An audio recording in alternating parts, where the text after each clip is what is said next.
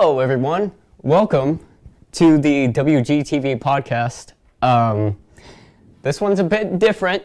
As you can see, I am by myself for this one. I feel like I should just get it out of the way on Monday so that I have time to work on other stuff like what you'll be seeing tomorrow in the morning announcements, which is a video presentation on the blood drive. Not blood drive, the swab drive. I keep calling it the blood drive. It's not the blood drive. It's a swab drive. You are getting your cheeks swabbed to get on the bone marrow registry, but only if you are 18 years of age or older. So, unfortunately, I won't be doing a headline bash today because usually, there's a bell, usually that's more fun with it's more fun with another person because you get to see their reaction on top of what I'm saying, and like you get a couple of laughs rather than just one. But with that out of the way, I want to get started. I want to rant a little bit and then mark the end of this. Hopefully you guys like this. I want to keep the flow going. I want to be a bit of a radio personality when I get out of here. So hopefully I can put this on my resume. So with that out of the way, let's get started. So this headline from CNN, Ivana Trump, which is not his daughter but his ex-wife, doesn't think Donald should run for re-election. And the article just goes on to say, I've been with him, he has bad qualities, not only that, but he has everything he needs. I don't think he needs to run again. Now, these kinds of articles sort of irk me because this sort of thing can already be inferred. Like since Ivana is his ex-wife, I would think that they're not necessarily on good terms with each other, especially the fact I believe that Ivana is one of the ex-wives that accused Donald Trump of sexual assault. And, like the upper class life, the bad qualities that she sees in him and everything, this sort of thing can be inferred. It's sort of fluff, and I really tend to gloss over articles like this. Like, I don't bother to read the article, but I read the article specifically so I could talk about it, and, it's not like, oh, you only read the headline, that sort of thing. But, journalists, get your stuff together, man. And I'm actually sort of talking to myself when I say that too. Because I'm not very good at putting stories together, but whatever. That's besides the point. Moving on. This headline from CNN, woman fined $500 for saving free airline snack. This woman was taking a Delta flight. It doesn't say where. But it said that she received a $500 fine after trying to get through U.S. Customs with a free apple. Why? Like, I don't get it. Maybe it's some sort of, like, whack security thing that, like, oh, because we had this rule that also applies to, like, these real problems, we have to fine you for the apple and everything. Now, of course, they should include, more specific language. They should amend that sort of thing so that this sort of thing doesn't happen, where this woman kept an apple that was free and she ends up paying $500 for that. Like, it seems whack. It just seems whack to do that sort of thing. But I don't know. I don't know too much about TSA guidelines or anything, so take what I say with a grain of salt. Now, this is another thing that bothers me with journalism. This headline from Fox News says, MSNBC star Joy Reid backpedals on apology for homophobic slurs published on her pre-fame blog. Now, this is like the specific page for the article. But when I went on the main Fox News website and was scrolling through first stories, it said something along the lines of MSNBC's liberal star anchor retracts homophobic comments on her blog. Something along those lines. And to see how different that those two are, like, notice the use of the word liberal. Like, liberal is in the get you to click on it headline, but it's not in the actual here's a story headline. And rather, like, I don't know. And the headline itself is sort of misleading because throughout the article, it says that Joy Reid, the MSNBC star in question, said that her blog was hacked, and those homophobic comments were put in there by someone with malicious intent. And that's sort of the main point. She did apologize, but Joy Reid did apologize, and she did admit that she did use those words, but like, it goes on for the main point to be that someone hacked her blog. But I don't know. Like, that main thing was, like, liberal. Because I'm pretty sure that everyone knows that there are a good, not a good amount, but what do I want to say? Well, whatever. A good amount of news media that leans one way. And that doesn't make it false or tainted in any sort of manner inherently. But it does lead to more vocabulary on one side rather than the other. And that's not the most terrible thing in the world, because, I mean, depending on the article and depending on who's writing it, you know, I'm pretty sure that, you know, a lot of liberals can sit down and comfortably read a Fox News article, and vice versa with conservatives or Republicans reading CNN. But it sort of shows your intent to pull your core audience in when there's a difference in headlines like that. I don't know. I'm just repeating myself at this point, so let's move on. Headline reading: Oklahoma City Thunder, that is a basketball team in the NBA, I believe, slams broadcaster for cotton picking comment. The Oklahoma City Thunder slammed a broadcaster Thursday for using the offensive term cotton picking to describe star player Russell Westbrook's play in the team's regular season finale.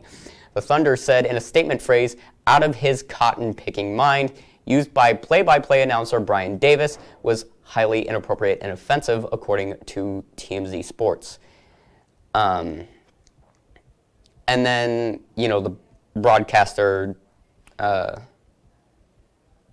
vice president of broadcasting condemned the actions and all sort of this and that. But, like, here's the thing. you can't just talk. You know, like you have to think about what you say. Now, some things can be heat of the moment. You know, that's fine as long as it doesn't go like way too far. You know, some things can be excused as heat of the moment. You apologize correctly, and then you move on. Which this guy can do, in my view. You know, keep in mind that I said in my view. So it's just like, who's going to stay with him and who's not going to stay with him and everything like that. But, bro, just think about what you're going to say before you say it. And if it's heat of the moment, apologize, move on. Okay, so now moving on to a more somber story. There was that shooting in Waffle House over in Nashville, Tennessee, and this guy named James Shaw Jr. I'll try and get a picture of him up. If not, I'll just link you to the article in the description so you can see what this guy actually looks like. But the nude gunman who opened fire in that Waffle House, James Shaw decided to get up and take the gun away from him when he saw the opportunity. He grabbed the barrel, so he ended up having some burns on his hands, and he's, you know, recovering from that. And it's crazy. It's crazy to think about how one moment you're just going to a Waffle House, you know, maybe to celebrate something. You know, you had a good day, you want to go to a Waffle House. A few minutes after you place your order, someone's shooting up the place. And to have, I don't know what someone feels when they do that. Either, it's either a good sort of cynicism, something along the lines of, oh, well, I'd rather go out swinging, or, you know, courage, being like, I'm not going to let this happen. Whatever that feeling is, when someone decides to take that action, inherently it's heroic. You know, anyone can just run, you know, and most of the time, it's the most rational thing to do. You know, a lot of people say that grabbing a gun in a shooting is a completely irrational and insane thing to do. And it most certainly is. But there comes a time when either that good cynicism or that courage overpowers that insanity. You know, this man could have easily died, and people would have called him insane and irrational because he lost his life. But I would have thought that even if he did lose his life, he was unsuccessful in grabbing the gun from that gunman, that he still would have been heroic. Because he really did try, and he gave an opportunity to a lot of people. But this was the best case scenario in the fact that he did save people's lives. The gunman did end up escaping, and he is still at large. I believe he's in his hometown in Illinois right now. But I don't want to put this in like such a casual term, but I have nothing else in mind but props. You know, it's like I'm at a loss for words to wrestle a gun out of someone's hands like that and like ignore the pain of the burning hot barrel, you know. It's poetic and heroic. All right, moving on. This headline from Time reads, last known person born in 19th century dies at the age of 117. How do you live that long? Like, I remember seeing a lot of headlines of old people, like, over the age of 100, and they say, they're all women, too, which is crazy. They say something along the lines of, like, eat lots of rice and stay away from men. And I'm like, you know what, that's my new mantra. But she did die. There was one person that held the record before her, Violet Brown of Jamaica, also the age of 17, and where was it? The last person to have that record was a 112-year-old Japanese woman as well, at the age of 112. So to have that record beaten by 5 years, and then just a few months, that's like crazy to me. You know, the crazy difference between like, oh man, like you shattered this record and then you barely broke that record, you know. It's crazy. But yes, let me get her name real quick. Nabi Tajima. Nabi Tajima died in a hospital Saturday evening. All right, moving on. Police tried to unlock phone with dead man's finger in Florida. Florida authorities went to a funeral home and used a dead man's finger to try and unlock his cell phone as part of their investigation. 30-year-old Linus Phillip was killed by a Largo police officer last month after authorities say that he tried to drive away before an officer could search him. At the funeral home, 2 detectives held the man's hand up to the phone's fingerprint sensor but could not unlock it. Phillip's fiancée, Victoria Armstrong, says she felt violated and disrespected. Legal experts mostly agree that what the detective did was legal, but they question whether it was appropriate. Charles Rose, a professor at Stetson University College of Law, tells the Tampa Bay Times that dead people can't assert their Fourth Amendment protections because you can't own property when you're dead. But those rights could apply to whoever inherits the property. So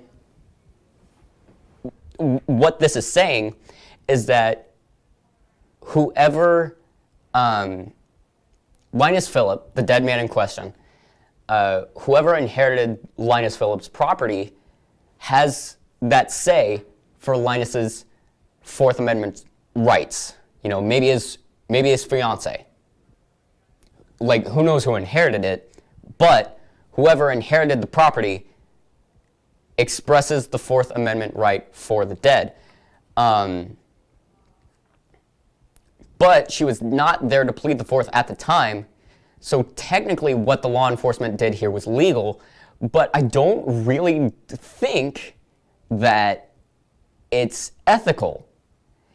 You know, because that's his data, you know, and if he wanted to keep his privacy and he ended up doing no legal wrongdoing, then what they did was illegal. I don't know. You know, I see a lot of headlines about how law enforcement does things wrong.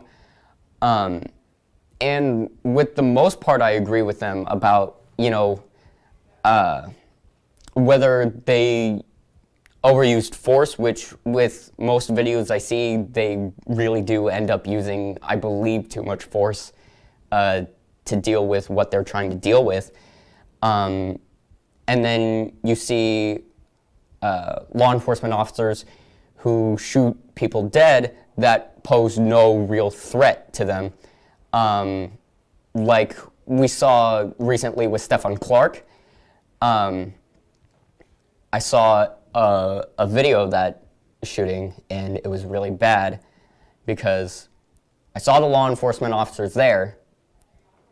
It was nighttime and it was dark and everything, so I couldn't see Stephan Clark. But what I saw was 2 law enforcement officers rushing to the backyard.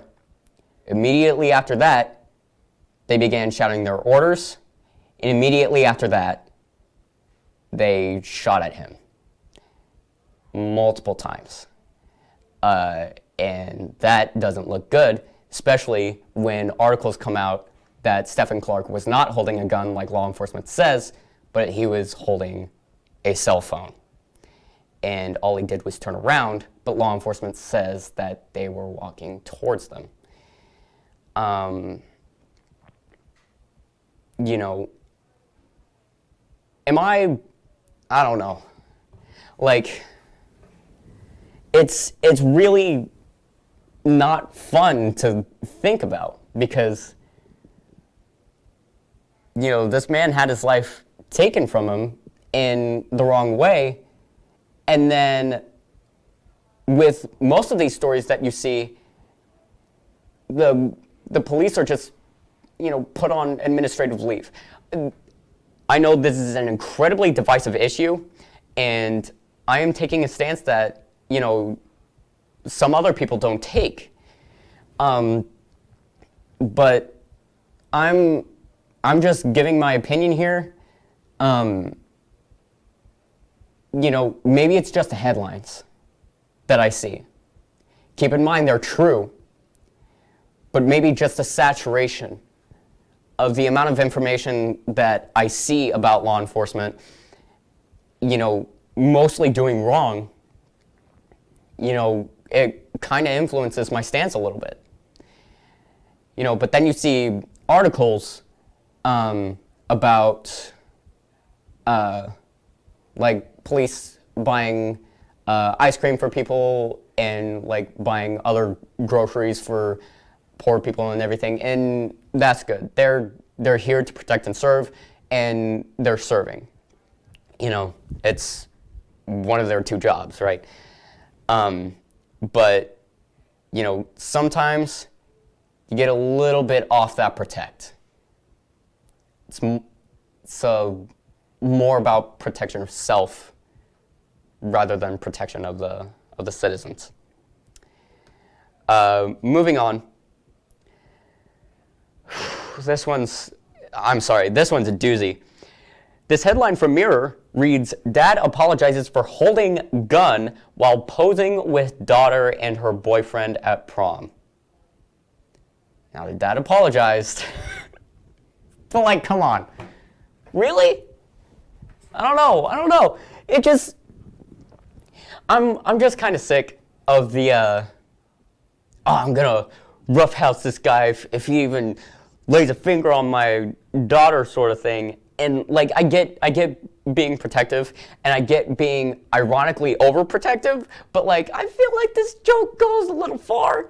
You know, some people, you know, wouldn't say that. It's like, oh, it's just a joke and everything, but you have to keep in mind like the intent of that joke, right? You know, because what that picture says, ironically, keep in mind, what that picture says ironically is, oh, if he hurts my daughter, I'm gonna shoot him, right? And to me, I don't think that's suitable for joking, but you know, some people have different senses of humor than me. But the dad apologized. Yeah.